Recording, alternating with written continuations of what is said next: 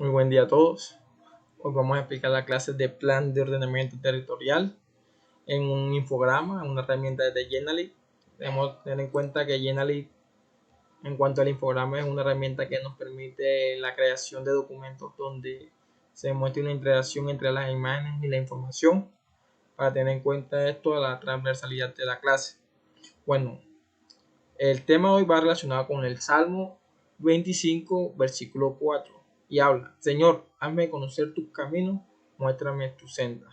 Cuando hablamos de que el Señor nos muestra el camino, debemos tener en cuenta que debemos orar y pedirle a Él para que nos muestre su horizonte y que tenga misericordia de nosotros, porque cuando estamos en su horizonte, estamos en el camino del bien, siempre nos va a ir bien y vamos a estar en la gloria del Señor.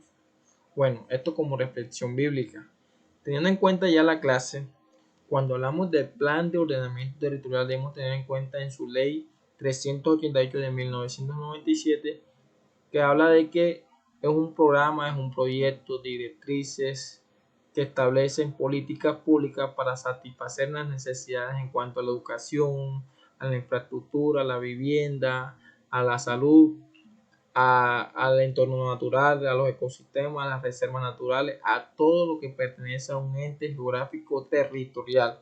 Es decir, son las políticas, son los proyectos que se crean para mejorar las dinámicas geográficas y las dinámicas del pueblo, del municipio, de la ciudad y de los distritos, para mejorar dichas dinámicas en los procesos sociales. Si ustedes se dan cuenta de la imagen tiene infraestructura, tiene salud, ecosistemas, parques, vivienda, salud, educación y convivencia. Todos estos procesos, todos estos programas, todas estas situaciones que establece el crecimiento de la sociedad son establecidas en el plan de ordenamiento territorial en sus 4 componentes.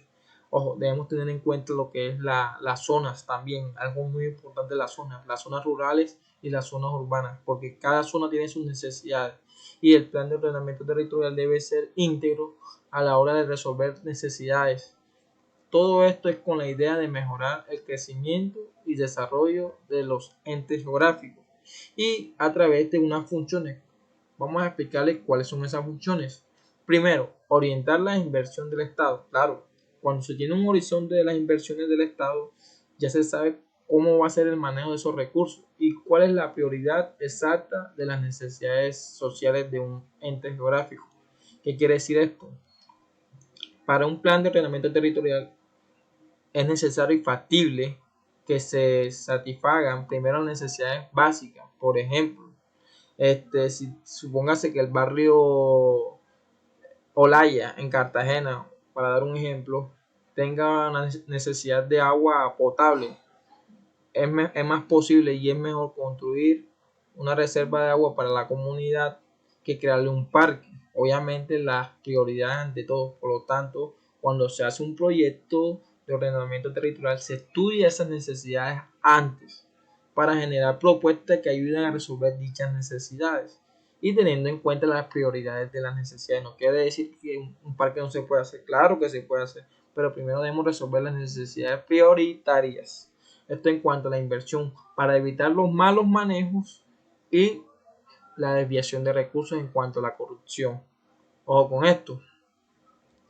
Inversión del sector público. Esta inversión del sector público es cuando de pronto el plan de ordenamiento territorial invierte en los programas públicos y en la comunidad misma, ya que cuando se hace esta inversión se tiene un mejor producto y ese producto ayuda a desarrollar propuestas y estrategias que ayudan a mejorar la sociedad y la calidad de vida de las personas. Por lo tanto, esto es importante porque sin lugar a dudas, cuando se establece esto, esta inversión, la comunidad tiene un mejor crecimiento y desarrollo en cuanto a la educación, a la salud, a la infraestructura, a la vivienda, al transporte, a los ecosistemas, a los recursos naturales, a los recursos históricos, culturales, a las costumbres, a las culturas, a todos estos entes que ayudan al mejoramiento y crecimiento de una sociedad. Bueno, el más importante de las funciones es resolver las necesidades sociales, porque cuando se resuelven esas necesidades sociales, la comunidad queda tranquila, la comunidad queda en crecimiento, en desarrollo, y dichas comunidades expresan una mejor calidad de vida. Y cuando les digo resolver esas necesidades, debemos tener en cuenta, ojo, la prioridad en cuanto a las necesidades. Eso quiere decir que debemos también tener en cuenta y hacer un estudio de todas esas necesidades y darnos cuenta de cuáles son las prioridades. Y un plan de ordenamiento territorial normalmente es de 12, 9 años de plazo, porque no es algo que se va a crear de un momento al otro. Son políticas públicas que van trabajando a poquito, pero van llegando y logrando grandes esfuerzos. Y esas políticas públicas deben ser establecidas por los gobernantes de manera neutral, de manera idónea, de manera estudiada, de manera progresiva y estandarizada para que el plan de ordenamiento territorial cumpla las funciones que deben tener en cuenta. Ojo, en cuanto a los componentes, tenemos 4 componentes. Tenemos el componente rural, urbano, el general y ya la aplicación del proyecto. Pero vamos a ver el componente general. Este es un conjunto de estrategias y objetivos a largo de 12 años. Y este está establecido por un conjunto de estrategias para mejorar los recursos históricos, culturales, sociales de un territorial. Ojo, en este componente entran todas las necesidades y es el componente que ayuda a mejorar el camino y darnos cuenta en qué se debe trabajar para mejorar las necesidades de una comunidad, valga la redundancia. Y se deben tener en cuenta todos esos mecanismos, todo eso que le pertenece geográficamente y culturalmente a los municipios, ciudades, distritos, gobernaciones, departamentos, para generar un fortalecimiento de esas dinámicas para su crecimiento. Tenemos el componente urbano.